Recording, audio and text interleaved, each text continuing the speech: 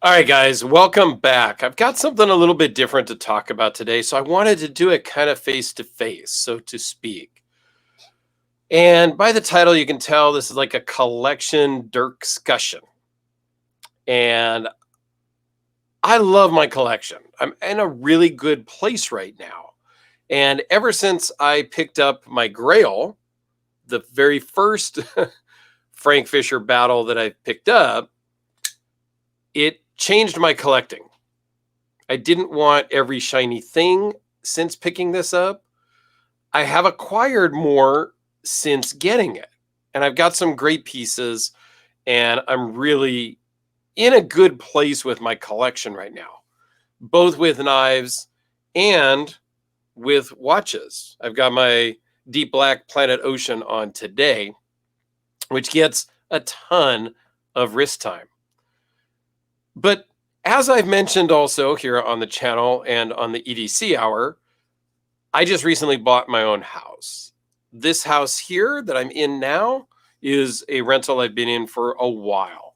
So I am in the process of moving to the new spot, going to set up the studio again, all that stuff. I think everybody knows all that.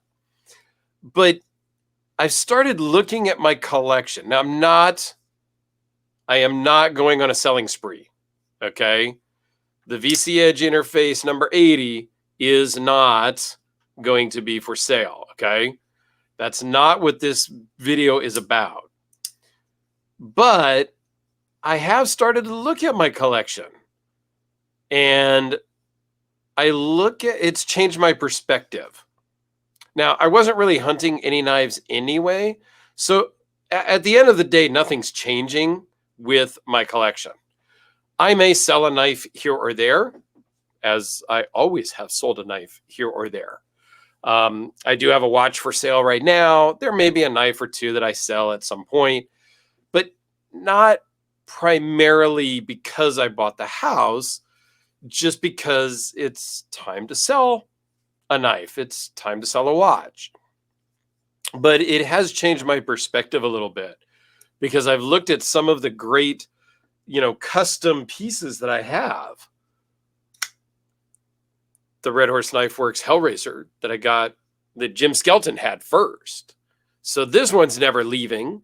But I look at some of the prices or some of the values on these things, and I'm like, if I did sell, let's say, the Grail Battle, that's a 5-figure knife. What could that buy for my house? Well, there's my garage floor and my driveway. Like, that's a new garage floor and a new driveway. So I've started to kind of not so much look at the dollar amounts of a knife or a watch, but I've converted it into stuff for the house.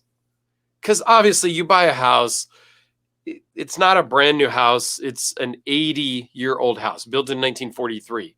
Legit 80 years old. It's in great shape. I've done a couple of short YouTube videos of the house and of the new studio location, things like that. There will be more. And if people have specific questions, let me know down below. But it needs some work. There's some TLC, mostly like some handyman stuff, some electrical stuff. I'm having the hardwood floors refinished. There's just some things that need to get done, before I move in, like the floors, because they're never going to be as empty as it is now. Just the 2-bedroom floors are getting refinished. And then there's some other stuff. There's some electrical work I need to get done. There's just some things. But I've really kind of started thinking about my collection of toys and how my life might be different if I had taken that money and done something different with it. I have no regrets. I am not going on a selling spree, like I mentioned. I still absolutely love my Tim Gallion XL Junkyard Dog, total one-off custom that runs on washers with as amazing action as you can on washers. Crazy. Love this knife, as I love all my knives. But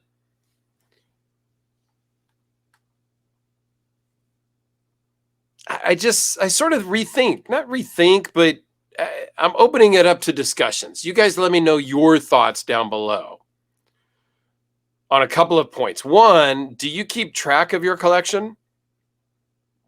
I have a spreadsheet with every knife, what I spent for it, every watch, what I spent for it. If I sold it, what I sold it for, did I make money or lose money? So I have a whole spreadsheet for all of that. One, do you guys do that? Two, do you ever rethink your collection? I know some people, they're always posting for sale on Facebook, Instagram, all that. Oh, I got bills. This happened. This something. There's always like some sad story. So they have to sell some fancy custom knife because they need $5,000 or $10,000 or whatever, right? There's always some story. I try not to do that. Whenever I've sold anything, I'm just selling it because I'm selling it. I haven't gotten into the point where I'm desperate for money. So it has nothing to do with that. It's just, if I had been maybe smarter, and I use that term loosely because I think I've bought smart. I have a great collection that I spent fair value on. I don't think I really overpaid for much.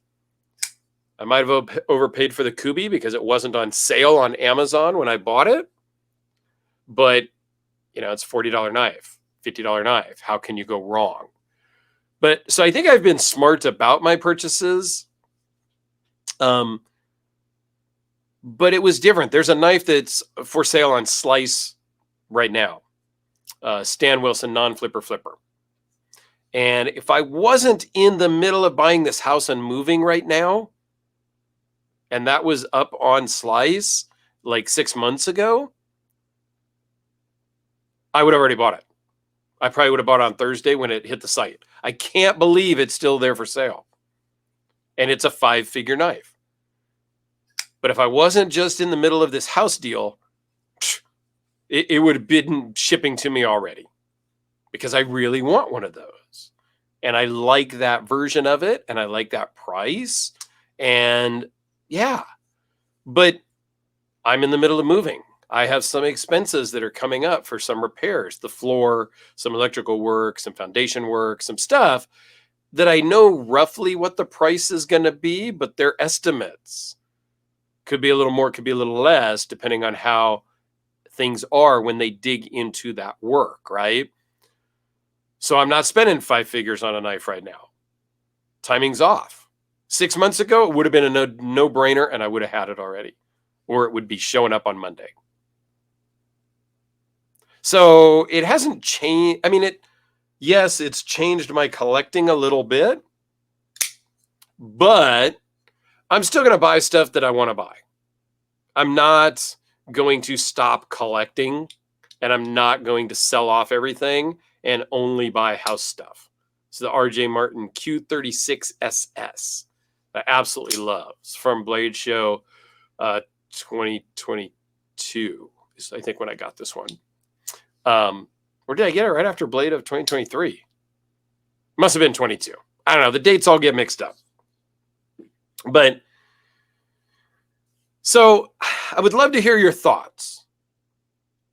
Do you guys ever equate your toys, your collectibles, your collections in terms of other things? Like, hey, if I sold these 2 Frank Fisher Battles, I could buy a car. Hey, if I sold half the collection, I could buy a small house in like Arkansas or Alabama. Couldn't buy a small house here in California with that money, but I could sell my whole collection and not buy a house in California. But do you guys ever think about that? That's a dangerous game to play. It's a dangerous thought to go to. But I'm curious. And I would love to have this be like an open discussion. And I would love to hear from some of my other YouTube friends, like Professor EDC. I'm going to call you out because you're good at this type of thought-provoking discussions. So maybe we can get a video out of him talking about this type of a thing. I don't know. Let's have a discussion down in the comments. Let me know your thoughts about collecting and how you justify it Do you put a budget on it? I have a watch collector friend who has a budget for watches a year. He puts a budget on it. I don't put a budget on my knives or my watches. I just buy what I like. If I can afford it, I buy it. So do I put them on credit card? No, not really. Every once in a while, yeah, sometimes I'll put it, I don't have the cash in PayPal. I'll send it PayPal via credit card. I'll pay the little extra to put on the credit card for a week, and then I'll pay it off. So yes, I've done some of that. But I'm not carrying a knife on a credit card with interest for 6 or 9 months. That doesn't happen. Will I float it over there for a week until I get paid on Thursday or something? Sure. That's how I budget. Hey, can I afford it? Do I have this bonus check coming? Do I have this other thing that I've already sold and I'm waiting on that money to come? And I float something for a week or two? Sure. But I only buy what I can afford. I don't say, oh, I can spend 50 grand a year on this or 20 grand a year on that. I don't do that. But some people do.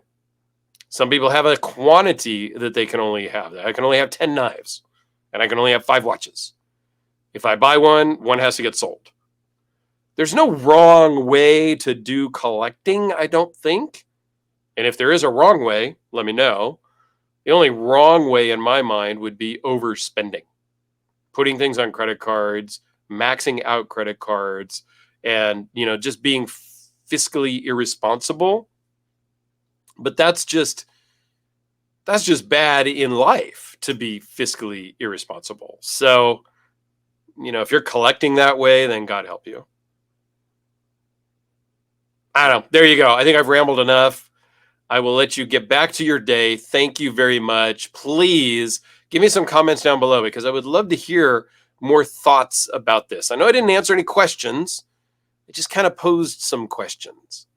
But no, I am not selling off everything, and I am not changing my collecting habits just because I bought a knife.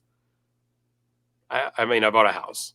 I haven't bought a knife in a little while. I'm only buying things that I really have been searching for. So I don't think anything's really going to change, but it's just interesting the things I've been thinking about lately since buying a house. So let me know your thoughts. I appreciate your time as always. Have a fantastic day. And we'll see you on the next video.